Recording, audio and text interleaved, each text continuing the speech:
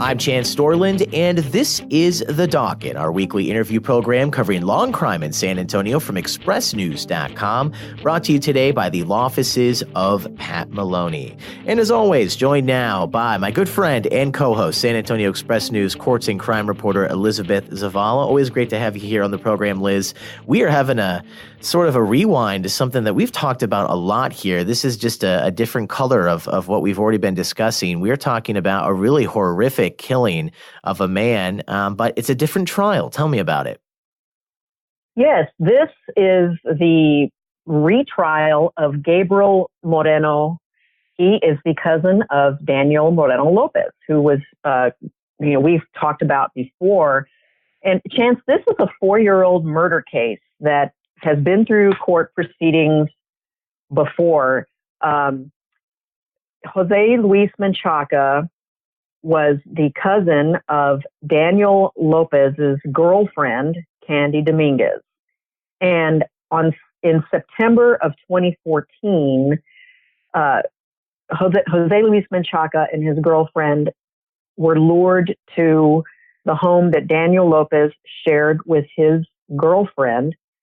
And his cousin, Gabriel Moreno, was there, and eyewitnesses said that the two men beat Menchaca with baseball bats. They suffocated him, and then they dismembered his body and burned his arms and legs on a barbecue grill. And they moved the body a few times.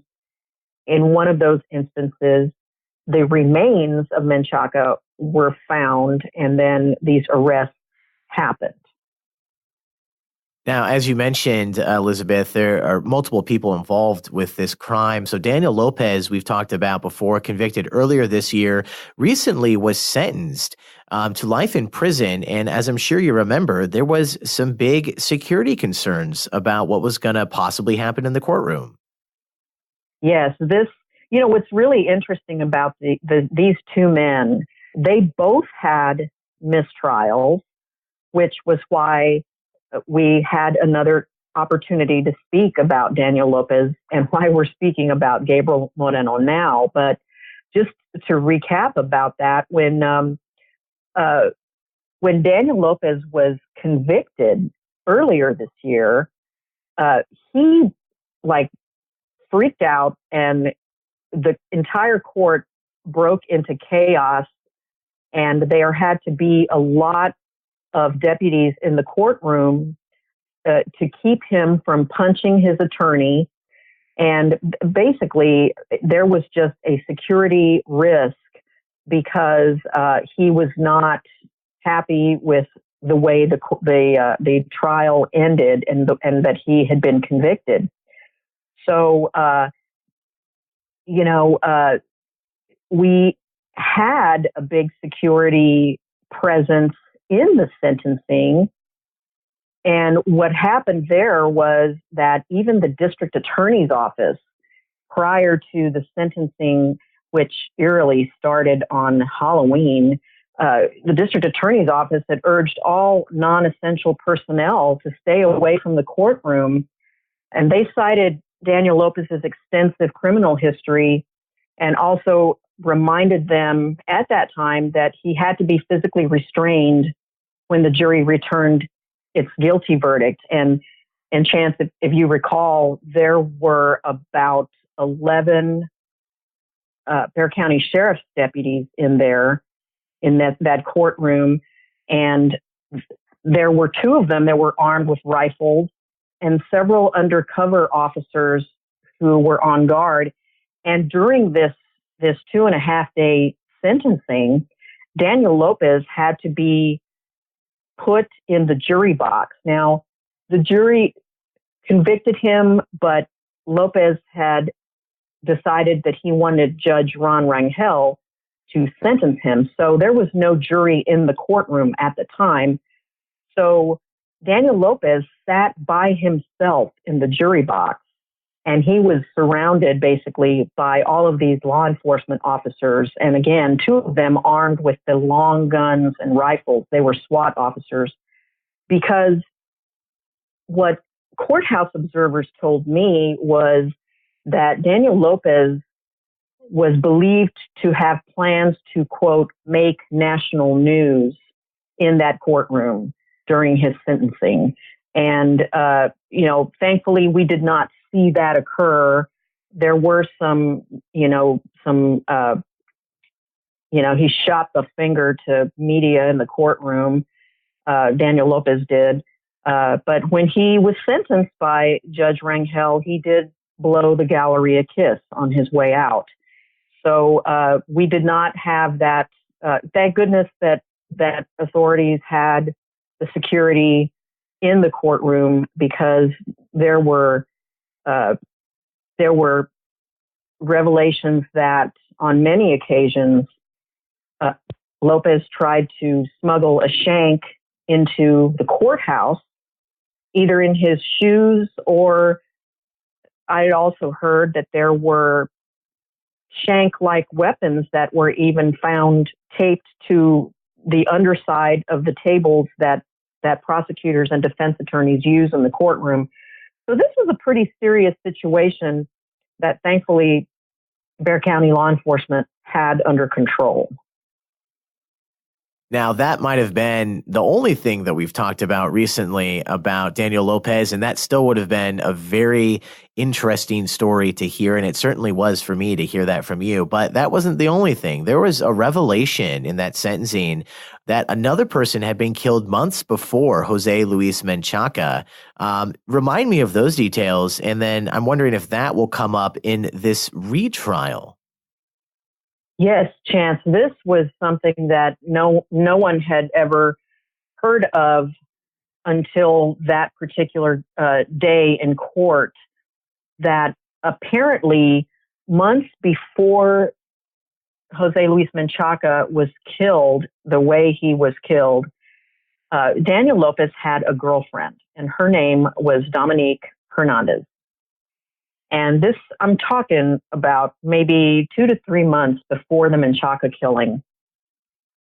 Lopez, according to an eyewitness at his sentencing, Lopez shot his girlfriend in the head while she was laying on a couch, and called his cousin Gabriel, who was outside of this duplex in Pleasanton, which is outside of San Antonio. And he called his cousin, Gabriel Moreno, into the apartment and asked him to help him with the body.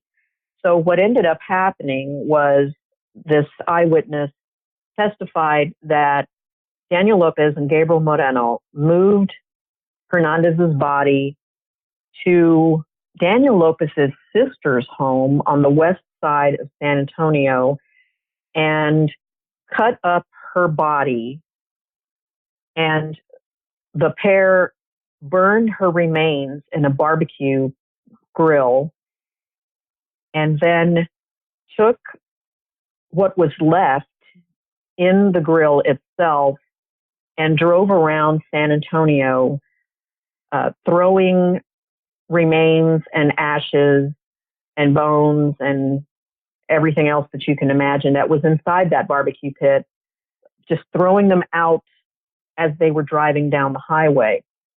And a very chilling piece of testimony in that sentencing hearing was when the witness testified that there was, quote, nothing left of her after that. So this came up in the sentencing of Daniel Lopez, and it was very similar to what we heard in testimony about the killing of Jose Luis Menchaca.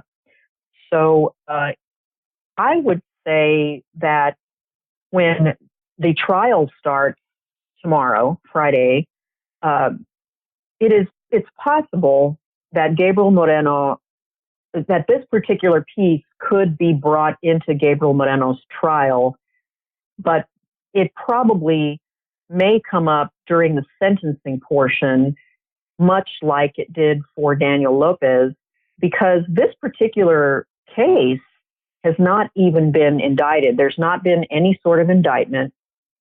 And prosecutor Josh Summers, who prosecuted the Lopez case and is also going to prosecute the Moreno case, had said that they are weighing whether or not to bring an indictment in the killing of Dominique Hernandez. So I would say that it's possible in sentencing, this could come up because, the maximum that Moreno faces is life in prison. And,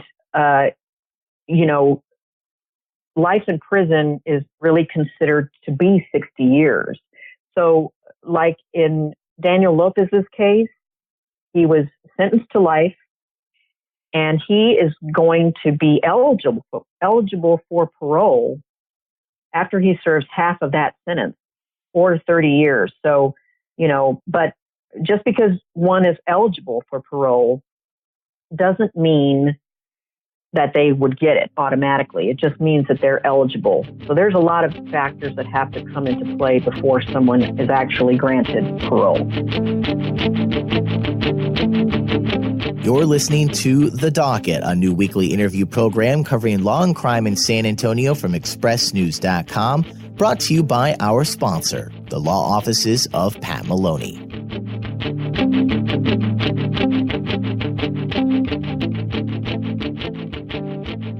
And then perhaps finally for today's episode, Elizabeth, there's so many facets of this case as we've already discussed, but correct me if I'm wrong, that there are other parties that are involved in this who have not been brought to trial. Is that correct? Yes, this was probably the most interesting thing that was brought up at both of these trials, which, there's so many people. I'm trying to think. I want to say that there's at least 8 people that were involved in some way in either moving Jose Luis Menchaca's body with Lopez and Moreno, or providing a place for them to either try to bury remains, or and also one thing that we talked about in the earlier podcast about a person who was even held against her will. It was Sylvia Flores, Jose Luis Menchaca's girlfriend, was actually held in a bathroom at the home where her boyfriend was killed for several days. And, so there's kidnapping, there's killing, there's, abuse of a corpse, there's parties of accessories. There's a whole lot of things that attorneys have told me could have come into play with some of these people who were involved. But, Daniel Lopez's defense attorney, Charles Bunk, had argued in court that these witnesses who were implicating his client were part of the crime. And many of them were addicted to drugs. And he kept pointing that out to the jury in an attempt to, tell them that, maybe they did do it. Maybe Daniel Lopez did it. Maybe he didn't. Maybe Moreno did it. Maybe he didn't. But he was basically trying to challenge their testimony and to discredit them because of all of the things that they testified that they helped these 2 men, to do. So, and I believe, with Gabriel Moreno's trial, that the jury probably bought into those arguments more from Albert Gutierrez Jr., who is representing Gabriel Moreno, because he pointed out to the jury in his arguments that the only evidence that put Moreno at the scene where Jose Luis Menchaca was killed were the shoes that he was wearing and eyewitness testimony. And he challenged that eyewitness testimony specifically because Sylvia Flores admitted on the witness stand that she was addicted to heroin at the time. And she was with Jose Luis Menchaca when they walked into the back bedroom, and Sylvia Flores said the two men began beating her boyfriend with baseball bats. So, it'll be interesting to see in Moreno's retrial if prosecutors take a different tack at how they argue the case to the jury and what Gutierrez will do, or he could possibly do the same thing that he did before. So it'll be interesting. And one of the things that I think we should be looking for in this particular trial of Gabriel Moreno is whether or not his cousin is going to be called to testify. So it'll be interesting. We'll be talking about it again, Chance, and we'll see what happens.